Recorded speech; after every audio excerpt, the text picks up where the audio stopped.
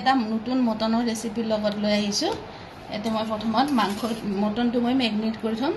এটা দৈ দিছো, দৈ এচামুচ দিছো, বহুত টেঙা হয় দৈটো। আৰু নিমখ দিছো এচামুচ, মিঠাতেল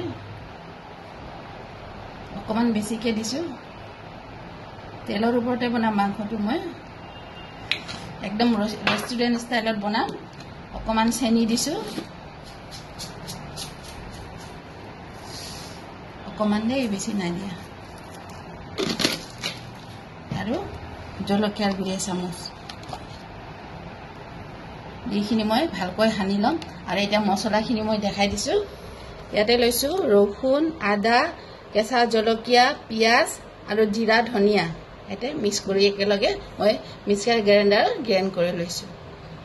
আলু লৈছো, আলুটো যদি আপোনালোকে ইচ্ছা কৰে দিব পাৰে, নিদিলে হয়। মই আলুটো অকমান ভাল পাওঁ, মোৰ ল'ৰাও ভাল পায়, সেইকাৰণে মই আলুটো দিছো। কিন্তু আলুটো নিদিলে বেছি ভাল হয়। আধা ঘণ্টা সময় মই মেৰিনেট কৰি থৈ দিম। আজি মই কুকাৰত বনাই আছো, আলু ভাজিম। আলু ভাজাৰ কাৰণে মই মিঠাতেল লৈ লৈছো।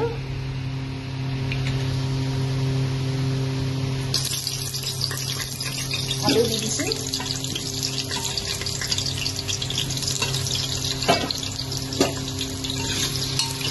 আলুটো মই ফ্ৰাই কৰি ল'ম ভালকে।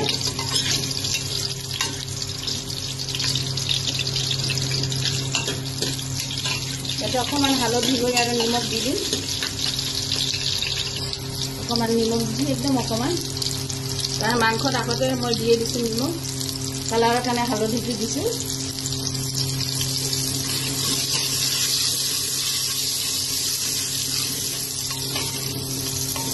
ভাজি লৈছোঁ একদম ৰঙাকৈ, উঠাই দিছোঁ।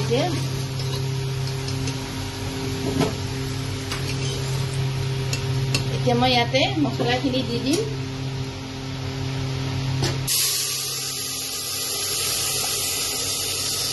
মছলাখিনি মই কমচে কম 15 মিনিট সময় ভাজি একদম তাৰ তেলটো ওলাই যাব লাগিব। ইমান সময়লৈকে মই ভাজি দিছোঁ মছলাটো। যিমান মছলাটো ভজা যায় মাংস সিমান টেষ্ট হয়। ইয়াতে মই তেজপাত দিছোঁ, লগতে গৰম মছলাটো মই এনেকৈ থেতেলি লৈছোঁ, মছলাত দি দিছোঁ। এইটো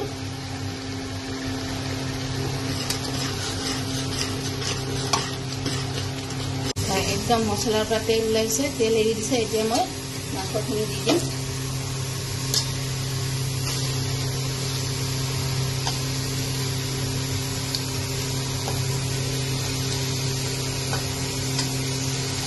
তেল বেছিকৈ দিছে যে, এইটো মাংস তেলৰ ওপৰতে বনায়।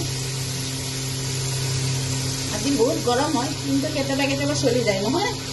কেতিয়াবা গৰমতো টেষ্টি খানা খাব ইচ্ছা যায়। এতিয়া আৰু 20 মিনিট সময় পুৰা মাংসটো ফ্ৰাই কৰিম মই।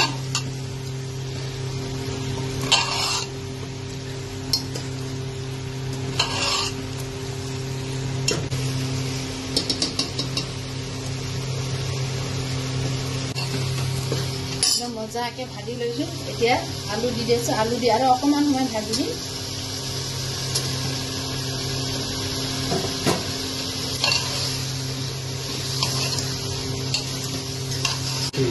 এয়া মাংসটো হৈছে, এতিয়া মই পানী দিম।